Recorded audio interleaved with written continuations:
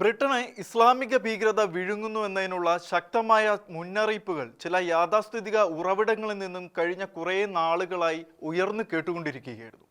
അഭയാർത്ഥികളായി എത്തി ബ്രിട്ടനെ വിഴുങ്ങുന്ന വിധത്തിൽ പടർന്നു പിടിച്ച് വിന്യസിച്ച തീവ്ര ഇസ്ലാമിക ശക്തികളെ പരമാവധി സുഖിപ്പിച്ചും സ്വാതന്ത്ര്യമില്ലാത്ത രാജ്യത്ത് അവർ കാട്ടിക്കൂട്ടിക്കൊണ്ടിരുന്ന തെമ്മാടിത്തരങ്ങളെയും ക്രിമിനൽ പ്രവൃത്തികളെയും സ്ത്രീ പീഡനങ്ങളെയും കണ്ടില്ല എന്ന് നടിച്ച് അവരെ സുഖിപ്പിക്കേണ്ട പരമഗതികേടിലേക്ക് ബ്രിട്ടനിലെ ലേബർ പാർട്ടി നേതൃത്വവും അവരുടെ അണികളും ചെന്നപ്പെട്ടതിൻ്റെ തിക്തഫലം UK ഇപ്പോൾ അനുഭവിച്ചു കൊണ്ടിരിക്കുകയാണ്. അഭയാർത്ഥികളായി എത്തി ബ്രിട്ടീഷ് അതിർത്തി കടന്നെത്തുന്നവർക്ക് മെച്ചപ്പെട്ട താമസവും ഭക്ഷണവും ജീവിക്കുവാനും പഠിക്കുവാനുമുള്ള ചുറ്റുപാടുകളുമൊക്കെ ഒരുക്കി കൊടുക്കത്തക്ക നിലയിലുള്ള ബ്രിട്ടീഷ് നിയമങ്ങളുടെ ഔദാര്യങ്ങളിൽ പിടിമുറുക്കിക്കൊണ്ട് പാകിസ്ഥാനിൽ നിന്നും അഫ്ഗാനിസ്ഥാനിൽ നിന്നും സിറിയയിൽ നിന്നുമൊക്കെ അനിയന്ത്രിതമായി അങ്ങോട്ട് കുടിയേറിയവർ കാലക്രമത്തിൽ പൗരത്വം കൂടെ കൈവരിച്ചതോടെ അവരുടെ യഥാർത്ഥ അജണ്ടകൾ പുറത്തെടുത്തുകൊണ്ട് തീവ്ര ഇസ്ലാമിക നിലപാടുകൾക്കായി പ്രവർത്തിക്കുകയായിരുന്നു.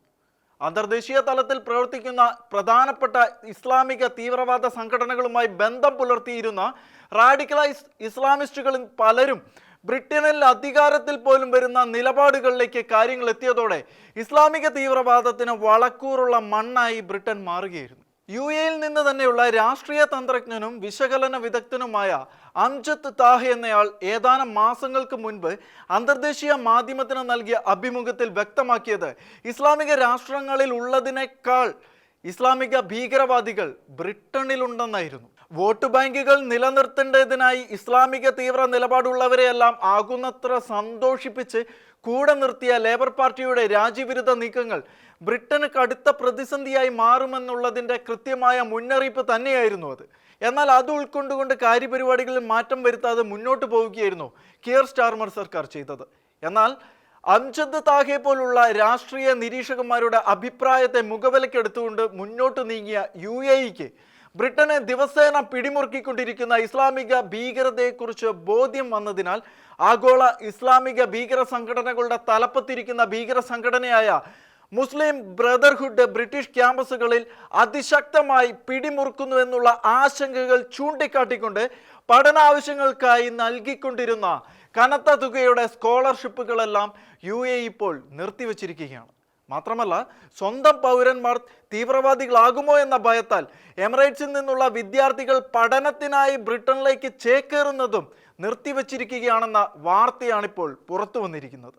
യുണൈറ്റഡ് അറബ് എമിറേറ്റ്സിൻ്റെ അങ്ങേയറ്റം നിർണായകമായ ഈ നടപടി ബ്രിട്ടന്റെ പ്രതിച്ഛായയ്ക്ക് ഇപ്പോൾ ഏൽപ്പിച്ചിരിക്കുന്നത് കനത്ത ആഘാതം തന്നെയാണ്. മിഡിൽ ഈസ്റ്റിൽ ഇപ്പോൾ അതിശക്തമായ ഭീകരതയുടെ കാറ്റു വിതച്ച് കൊടുങ്കാറ്റ് കൊയ്തുകൊണ്ടിരിക്കുന്ന ഹമാസ് എന്ന ഇസ്ലാമിക ഭീകര സംഘടനയുടെയൊക്കെ മാതൃസംഘടനയാണ് ഈജിപ്തിൽ രൂപം കൊണ്ട ഇസ്ലാമിക മുസ്ലിം ബ്രദർഹുഡ് എന്ന ഈ സംഘടന UKയിലേക്ക് ഇസ്ലാമിക രാജ്യങ്ങളിൽ നിന്നും കയറിപ്പറ്റിയ മത തീവ്ര നിലപാടുള്ള ഇസ്ലാമിസ്റ്റുകൾ ഭൂരിഭാഗവും മുസ്ലിം ബ്രദർഹുഡ് ആഭിമുഖ്യമുള്ളവരാണെന്നും അത്തരക്കാരുടെ പ്രവർത്തനങ്ങൾ മൂലം UKയിൽ മുസ്ലിം ബ്രദർഹുഡിനുള്ള സ്വീകാര്യത വർദ്ധിച്ചു വരുന്നുവെന്നുമുള്ള വാർത്തകൾ ഇപ്പോൾ ഉണ്ടാക്കിക്കൊണ്ടിരിക്കുന്നത് ആഴത്തിലുള്ള പിരിമുറുക്കങ്ങളാണ്. പ്രത്യേകിച്ച് ബ്രിട്ടീഷ് ക്യാമ്പസുകളിൽ മുസ്ലിം ബ്രദർഹുഡിന്റെ പ്രവർത്തനങ്ങൾ ശക്തി പ്രാപിക്കുകയും ഇസ്ലാമിക ഭീകരതയുടെ തമ്പായി ബ്രിട്ടനിലെ ഒട്ടുമിക്ക ക്യാമ്പസുകളും മാറിക്കൊണ്ടിരിക്കുന്നു എന്നുള്ള വാർത്തകളും പുറത്തു വന്നതിനെ തുടർന്നാണ് സ്ഥാപനങ്ങളുടെയും വിദ്യാർത്ഥികളുടെയും ഭാവിയെക്കുറിച്ചുള്ള കടുത്ത ആശങ്കകൾ മുൻനിർത്തിക്കൊണ്ട് UAE സ്കോളർഷിപ്പ് പട്ടികയിൽ നിന്നും UKയിലെ സർവകലാശാലകളെ മുഴുവനും ഒഴിവാക്കുന്ന തരം കടുത്ത നിലപാടിലേക്ക് മാറിയത്. ഡേവിഡ് കാമറൂൺ പ്രധാനമന്ത്രിയായിരുന്നപ്പോൾ മുസ്ലിം ബ്രദർഹുഡിനെ നിരോധിക്കുമെന്നൊക്കെ പറഞ്ഞിരുന്നെങ്കിലും ഒന്നും നടപ്പായില്ല. എന്നാൽ മുമ്പ് തന്നെ മുസ്ലിം ബ്രദർഹുഡ് എന്ന ഇസ്ലാമിക ഭീകര സംഘടനയെ നിരോധിച്ച അതേ ആർജവത്തോടെയാണ് UAE ഈ നിലപാട് ഉയർത്തിയിരിക്കുന്നത്. എന്തൊക്കെ പറഞ്ഞാലും UAE എന്ന ഇസ്ലാമിക രാഷ്ട്രത്തിന്റെ ആർജവത്തിന്റെ മുന്നിൽ സൂര്യൻ അസ്തമിക്കാത്ത നാടായിരുന്ന ബ്രിട്ടൻ എന്ന സാമ്രാജ്യം തീരെ ചെറുതായി ഇല്ലാതായി പോയിരിക്കുകയാണ്.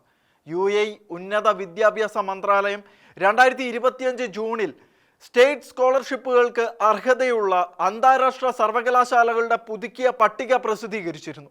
അതിൽ United States, Australia, France, Israel എന്നിവിടങ്ങളിലെ സ്ഥാപനങ്ങളെ ഉൾപ്പെടുത്തിയെങ്കിലും ബ്രിട്ടീഷ് സർവകലാശാലകൾ പുറത്തായത് ശ്രദ്ധിക്കപ്പെട്ടതോടെയാണ് കാര്യങ്ങൾ ലോകമറിഞ്ഞത്. സ്കോളർഷിപ്പ് നിയന്ത്രണങ്ങൾ കൂടാതെ അംഗീകൃത പട്ടികയിൽ ഇല്ലാത്ത സർവകലാശാലകളിൽ നിന്നുമുള്ള യോഗ്യതകൾ മിക്ക ബ്രിട്ടീഷ് സ്ഥാപനങ്ങളും ഉൾപ്പെടെ ആഭ്യന്തരമായി അംഗീകരിക്കപ്പെടില്ല എന്ന് UAE വ്യക്തമാക്കിയിട്ടുണ്ട്.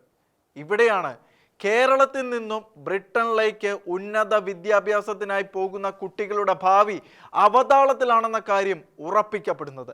ഇങ്ങനെ പോകുന്ന കുട്ടികളെ ഇസ്ലാമിലേക്ക് മതം മാറ്റി തീവ്രവാദിയാക്കാൻ ഒരു കൂട്ടർ ആ ക്യാമ്പസിൽ കാത്തിരിപ്പുണ്ടെന്നുള്ള വിവരം മുൻപ് സൂചിപ്പിച്ചപ്പോഴൊക്കെ അംഗീകരിക്കാൻ വൈമുഖ്യം കാണിച്ചവർക്ക് ഒരു ഇസ്ലാമിക രാഷ്ട്രം തന്നെ അക്കാര്യം വെളിപ്പെടുത്തി നൽകിയിരിക്കെ ആർക്കും അത് നിഷേധിക്കാൻ കഴിയാത്ത കാര്യമായി മാറിയിരിക്കുകയാണ്.